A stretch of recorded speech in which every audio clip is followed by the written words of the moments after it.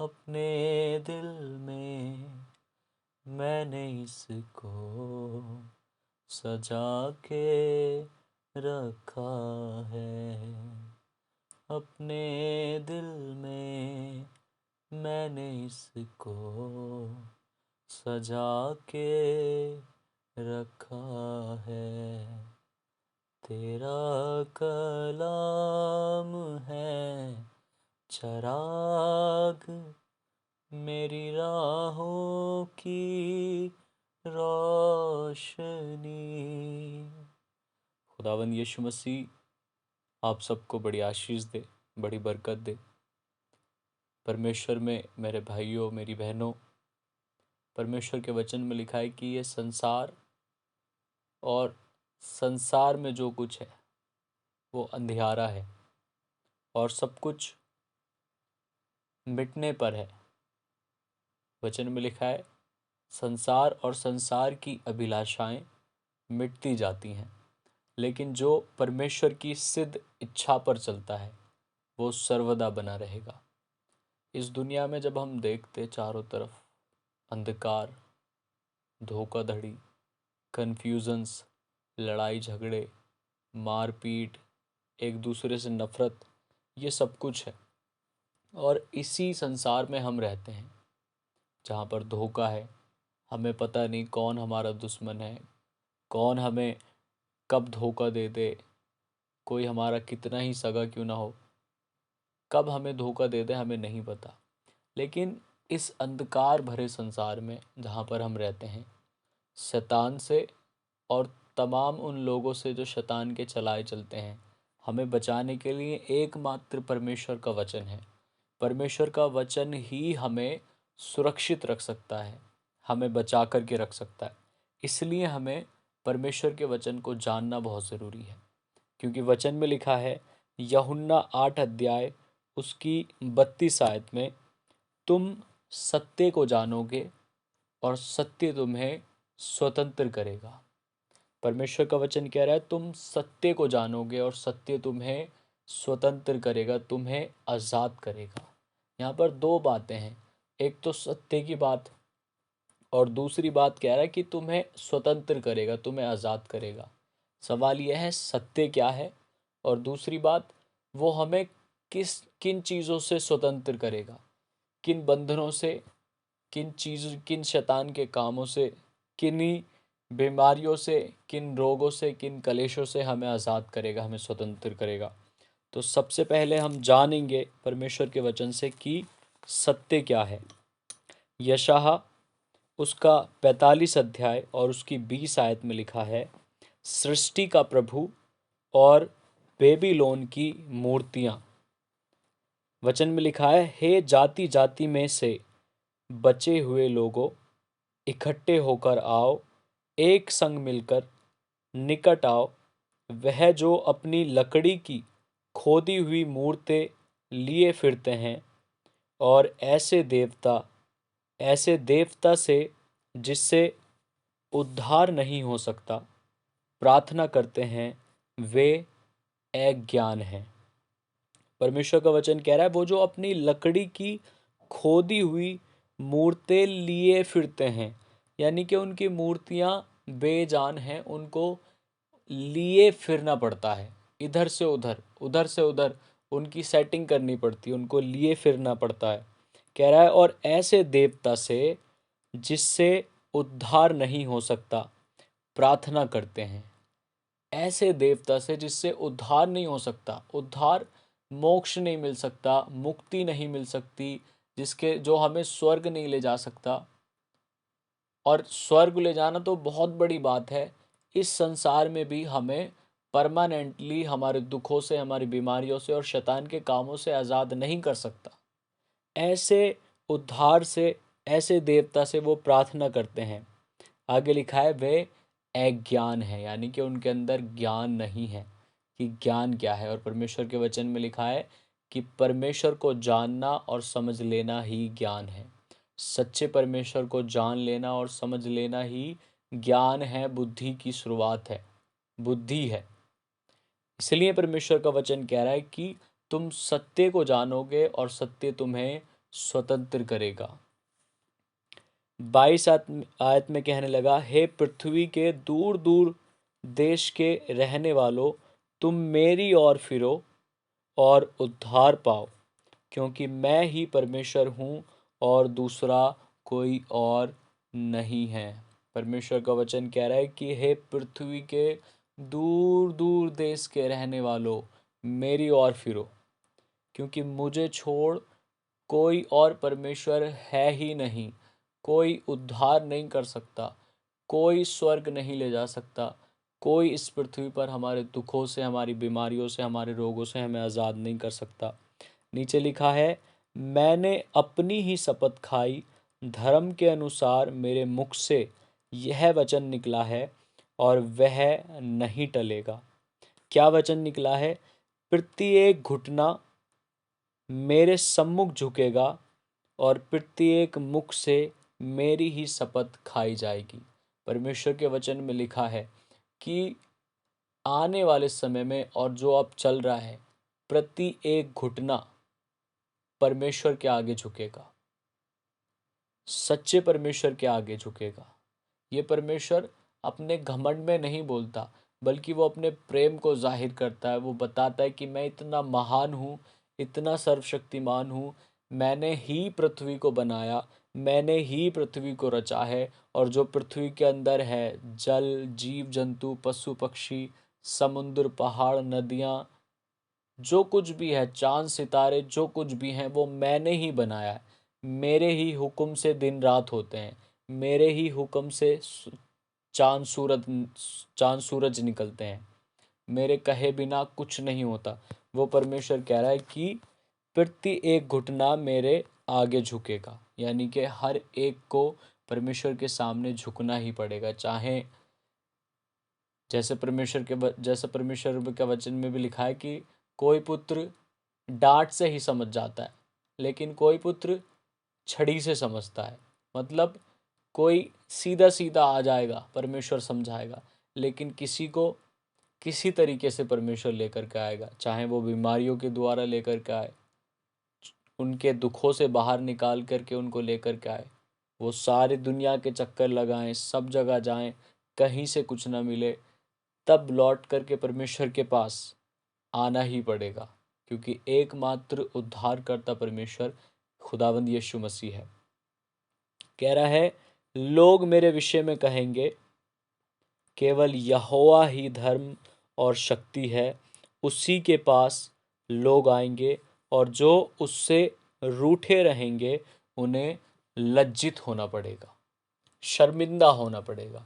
जो सच्चे परमेश्वर को इग्नोर करते रहेंगे, उसको स्वीकार नहीं करेंगे, नहीं कहेंगे कि वही मेरा उद्धार करता परमेश्वर है, वही एक परमेश्वर है, तो उनको आने वाले समय में लज्जित होना पड़ेगा। और जिन पर वो भरोसा रखते हैं, जिनके चलाए वो चलते हैं, वो उनके काम नहीं आएंगे। परमेश्वर के वचन सत्य वचन हैं। परमेश्वर के वचन जब तक पूरे नहीं होते, तब तक वो टलते नहीं हैं। आगे लिखा है वचन में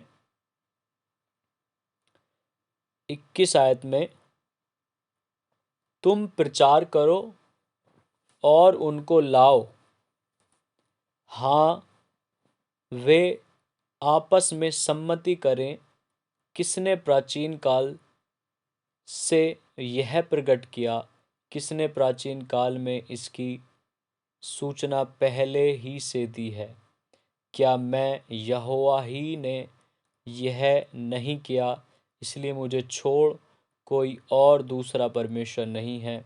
धर्मी और उद्धारकर्ता परमेश्वर मुझे छोड़ और कोई नहीं है।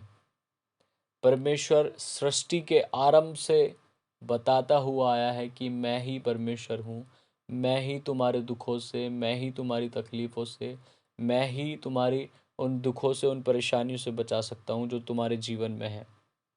तो ये परमेश्वर आपसे प्यार करता है, अपने आप को जाहिर कर रहा है आपके ऊपर कि जान लो, मरने से पहले जान लो कि मैं ही एक सच्चा परमेश्वर हूँ। आगे लिखा है, तुम प्रचार करो, यानी कि हमें बताना होगा लोगों को कि एकमात्र सच्चा परमेश्वर कोई है जो उद्धार करने की सामर्थ्य रखता है।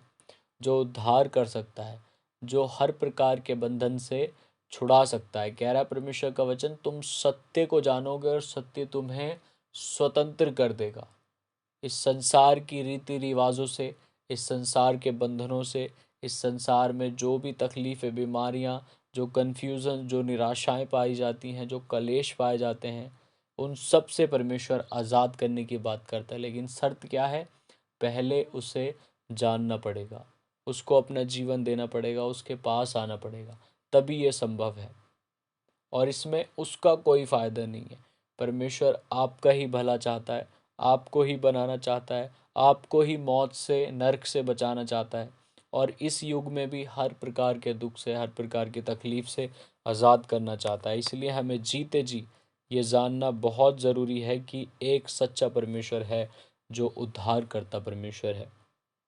आगे लिखा है, तुम किससे मेरी उपासना दोगे? तुम किससे मेरी उपमा दोगे और मुझे किसके समान बताओगे? परमेश्वर कह रहा है, तुम मुझे किसके साथ कंपेयर करोगे? मेरी उपमा किसके साथ दोगे? किससे मेरा मिलान करोगे कि हम एक समान ठहरें?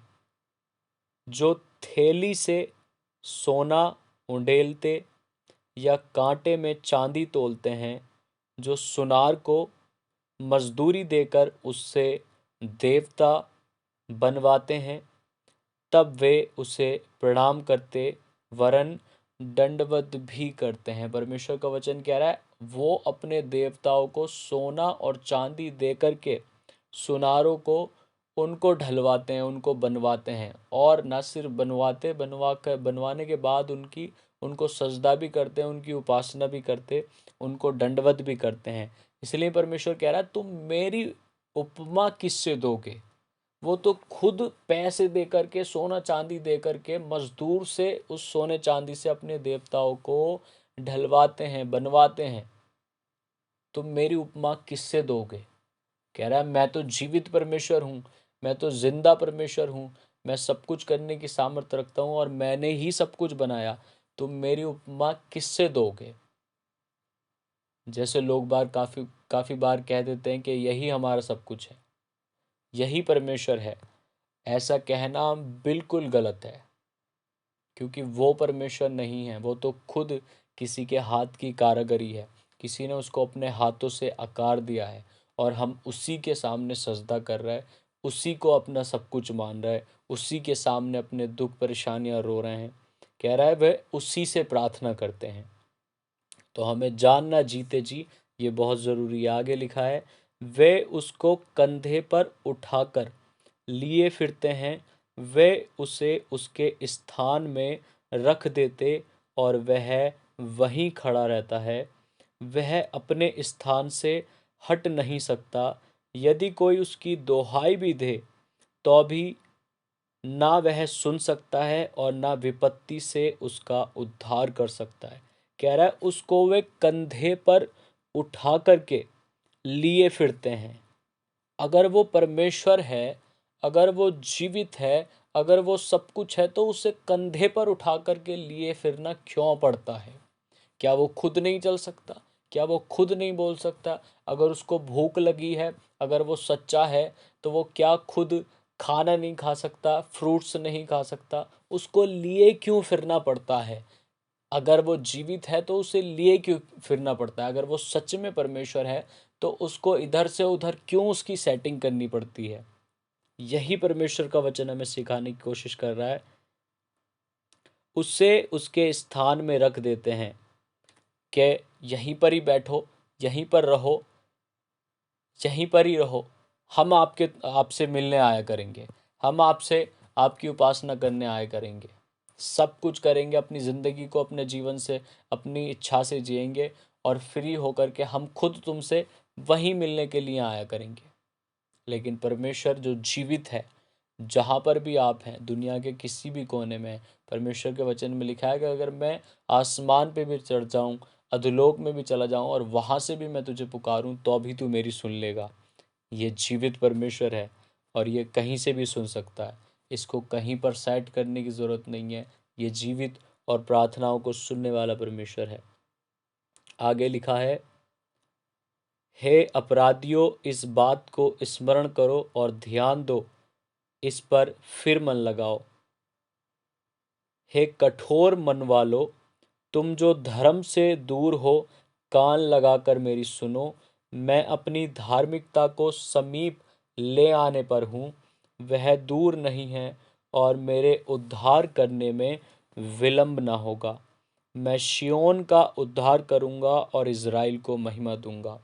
परमेश्वर उद्धार करता परमेश्वर है, उसमें ही मुक्ति, उसमें ही नजात, उसमें ही मोक्ष है। वही हमें स्वर्ग ले जा सकता है।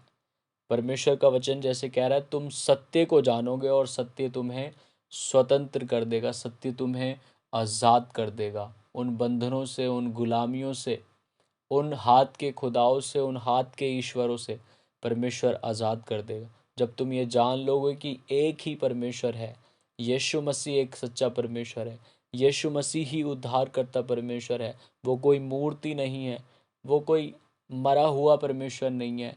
जब आप उसको पुकारेंगे वो सुनेगा। जब आप उसके पास अपने गुनाहों का अंगीकार करते हुए, अपने अपराधों का अंगीकार करते हुए आएंगे, उस पर विश्वास करेंगे, तो वो परमेश्वर हर प्रकार के दुख से, हर प्रकार के बंधन से, चाहे कितनी बड़ी बीमारी हो, परमेश्वर उससे आज़ाद करेगा। लेकिन ज़रूरत सिर्फ यही है कि हम सत्य को जानें। और यीशु मसीह कहता है, मार्ग, सत्य और जीवन मैं ही हूँ। उसको जानना, उसको जीवन देना आपके लिए बहुत ज़रूरी है। जैसे वचन आगे कह रहा है कि तुम सत्य को जानोगे और सत्य तुम्हें स्वतंत्र करेगा। अगर आप आज़ाद होना चाहते, आप चंगे होना चाहते हैं, अपने परिवार को आज़ाद देखना चाहते हैं, तो यीशु मसीह को जानना और उस पर विश्वास करना और उसको जीवन देना बहुत ज़रूरी है। क्योंकि बाकी जो हैं वो हाथ के बनाए हुए हैं, किसी मनुष्य ने ही उनको बनाया। जैसे वचन कह रहा है, उनकी मूर्तियाँ जो हैं सोना चांदी दे कर के किसी मजदूर से, किसी सुनार से ढलवाई जाती हैं, तब लोग उनकी उपासना करते, उनके सामने दंडवत भी करते हैं। लेकिन जीवित परमेश्वर को आज कोई नहीं जानना चाहता, कोई उसको जीवन नहीं देना चाहता। और यही शैतान चाहता है कि हम जीते जी जीते जी इन्हीं चीज़ों में पड़े रहें और एक दिन मर जाएं और नर्क चले जाएं, परमेश्वर हमें नर्क डाल दे। लेकिन आज इस वचन को आप इसलिए सुन रहे हैं कि आप अपने जीवन को सच्चे परमेश्वर को दें, उसके पास आएँ, यीशु मसीह को अपना जीवन दें, उस पर विश्वास करें, क्योंकि वो आपसे प्यार करता है, आपके घराने, आपके परिवार से प्यार करता है और आपको हर बंधन से स्वतंत्र करना चाहता है, आज़ाद करना चाहता है। इसलिए सत्य को जानें, सच्चे परमेश्वर को जानें और उसको अपना जीवन दें। सबको जय मसीह की।